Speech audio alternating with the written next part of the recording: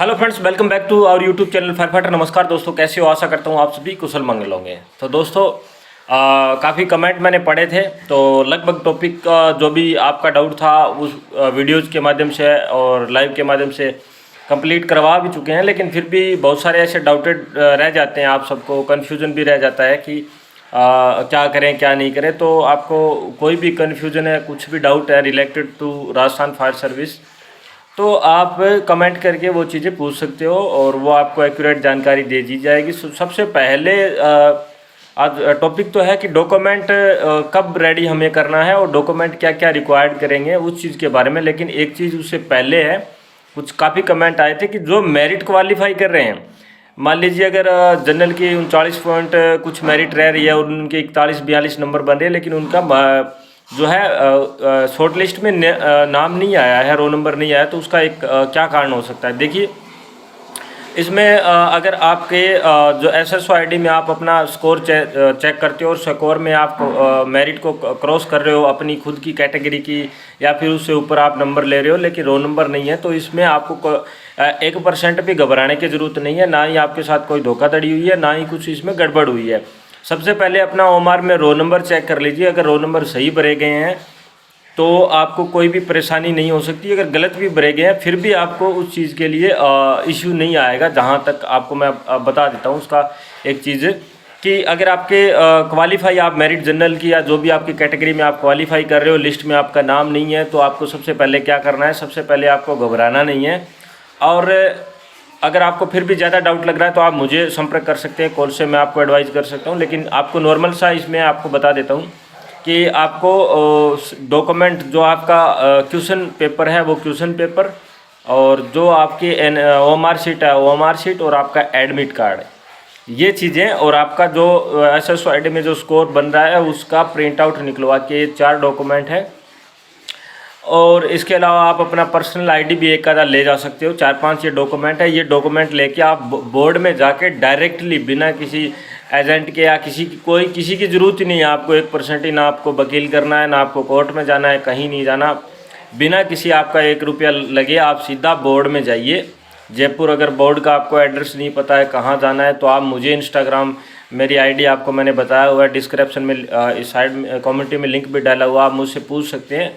Extra कुछ भी आपको नॉलेज चाहिए तो आप जाके बोर्ड को अवगत करवा सकती हैं कि ऐसा ऐसा हुआ है, तो डायरेक्टली वो आपको एक्शन लेके आपको वो चीज़ें वेरीफाई करके आपको पात्र घोषित कर देंगे और आप फिजिकल और प्रैक्टिकल के लिए क्वालिफाई माने जाओगे बिना किसी कोई भी रूल पॉलिसी की आपको उसमें शामिल कर लिया जाएगा। तो ये चीज़ें आपको मन में नहीं रखनी है कि मेरा हुआ नहीं, कैसे नहीं हुआ, इसमें कोई कारण नहीं है। 2-3 स्टूडेंट थे जिनका ऐसा इश्यू आया है और उनको मैंने कह दिया भी एक बार अपना नंबर और रिजल्ट है वो क्रॉस चेक कर लें। अगर आप उस चीज़ में बिल्कुल श्योर हैं तो आप बोर्ड में जाइए, वहाँ पे आपकी सुनवाई होगी तुरंत प्रभाव से, बिना किसी देरी के। तो आप अगर ऐसा कर रहे हैं तो हो रहा है, तो कल या परसों जो भी है, क्योंकि सैटरडे और संडे की बोर्ड की छुट्टी रहती है, तो आप वर्किंग 5 डे में आप अपना इश्यू है वो कंप्लीट करवा सकते हैं। और जितना जल्दी कंप्लीट करवाएंगे उतना ही आपको बेनिफिट होगा। तो पहला तो आपका टॉपिक ये था। दूसरा था कि राजस्थान फायर सर्विस में डॉक्यूमेंट जो है वो कब रिक्वायर्ड होंगे। तो डॉक्यूमेंट अगर बोर्ड वैकेंसी करवा रही है उसके क्राइटेरिया या उसकी रूल पॉलिसी के हिसाब से डॉक्यूमेंट होगा आपका फाइनल लिस्ट में। फाइनल लिस्ट में मान लीजिए अभी आपका हमारा जो एग्ज़ाम है वो सॉर्ट आउट हुआ है, उसका रिजल्ट आया, उसके बाद फिजिकल होगा या प्रैक्टिकल होगा या दोनों साथ होंगे। उसके बाद फाइनली 6000 में से सिर्फ 2000 लोगों को बुलाया जाएगा। 2000 से भी कम नहीं, 1200 के समथिंग 2 गुना लोग बुलाया जाता है DV के लिए, यानी डॉक्यूमेंट वेरिफिकेशन के लिए 2 गुना लोगों को बुलाया जाएगा। और उन 2 गुना लोगों में आपके पास डॉक्यूमेंट होना चाहिए। लेकिन इससे पहले भी आपको डॉक्यूमेंट तैयार रखना है, क्योंकि ये ज़रूरी नहीं पहले भी रिक्वायरमेंट अगर डाल दी जाए, बोल दिया जाए कि डॉक्यूमेंट चाहिए, तो आपको ये 1 महीने बाद बनवाना है, 1 महीने पहले। तो डॉक्यूमेंट आपको रेडी होना चाहिए। डॉक्यूमेंट में आपका क्या क्या है रहेगा। डॉक्यूमेंट में आपका 10th की मार्कशीट, 12वीं की मार्कशीट में अगर कुछ नाम वगैरह का कोई भी इशू है वो चीज़ें आप सॉर्ट आउट कर लीजिए। आधार कार्ड में और मार्कशीट में अगर नंबर मैच नहीं हो रहा, वो भी आपको प्रॉब्लम आ रही है, तो सॉर्ट आउट करना चाहिए, वो मैचिंग होती है। तो 10th के बाद 12वीं की आपका मार्कशीट, अगर आप 12वीं पास है तो 10th पे रिक्वायरमेंट देख रहे हो तो कोई दिक्कत नहीं है, आप 10वीं की मार्कशीट रखिए। 10वीं की मार्कशीट, 12वीं की मार्कशीट, उसके बाद आपने जो भी ग्रेजुएशन, पोस्ट ग्रेजुएशन या कुछ भी डिग्री, डिप्लोमा, सर्टिफिकेट जो भी किया है वो आप सारे सबमिट कर सकती हैं। उसके अलावा आपका डिप्लोमा और डिप्लोमे की जो है मार्कशीट वो भी आपको सबमिट करनी है। तो ये ही मेन उसका डॉक्यूमेंट है। बाकी नॉर्मल आधार कार्ड वगैरह ये जो रिक्वायरमेंट कर लेते हैं वो लिखा हुआ है, ये डॉक्यूमेंट नहीं है। मेजर डॉक्यूमेंट आपका 10th और उसके अलावा 12वीं है, डिप्लोमा है, डिप्लोमे की मार्कशीट है, और ग्रेजुएशन, पोस्ट ग्रेजुएशन आपने किया है तो वो चीज़ें हैं। उसके अलावा 1-2 डॉक्यूमेंट रिक्वायरमेंट करते हैं। और पुलिस वेरिफिकेशन है वो अगर पहले मांग लेते हैं तो वो भी आपको करवाना पड़ेगा, और चांसेस कम रहते हैं। लेकिन पुलिस वेरिफिकेशन ज्वाइनिंग के टाइम मांगते हैं, तो जब आपकी ज्वाइनिंग होगी तो वहाँ पे आपको सबमिट करना पड़ता है पुलिस वेरिफिकेशन। और पुलिस वेरिफिकेशन आपके लोकल जो पुलिस स्टेशन होता है वहाँ से होगा पुलिस वेरिफिकेशन। और मेडिकल जो आपका डॉक्यूमेंट होता है, मेडिकल जो सर्टिफिकेट, वो आपका वहाँ होगा जहाँ आपकी ज्वाइनिंग हो रही है। यानी आपका ज्वाइनिंग अगर आपकी जयपुर हो रही है तो जयपुर का जो भी SMS से होगा, जयपुर का तो नॉर्मल सी बात है, जयपुर में अगर आपको ज्वाइनिंग पोस्टेड दी जाती है तो SMS हॉस्पिटल में होगा। बाकी आप किसी भी डिस्ट्रिक्ट के, यानी आप अगर मान लीजिए उदयपुर हो रहे हैं आपका, या पोस्टिंग पाली हो रही है, तो पाली अगर आपकी पाली ज़िले की कोई भी तहसील में या कहीं भी नगर पालिका, नगर परिषद में कहीं भी हो रही है पाली डिस्ट्रिक्ट में, तो आपका पाली डिस्ट्रिक्ट का जो सिविल हॉस्पिटल है, गवर्नमेंट हॉस्पिटल है, वहाँ से आपका मेडिकल सर्टिफिकेट मान्य होगा। उसके अलावा कहीं का आपको मान्य नहीं होगा।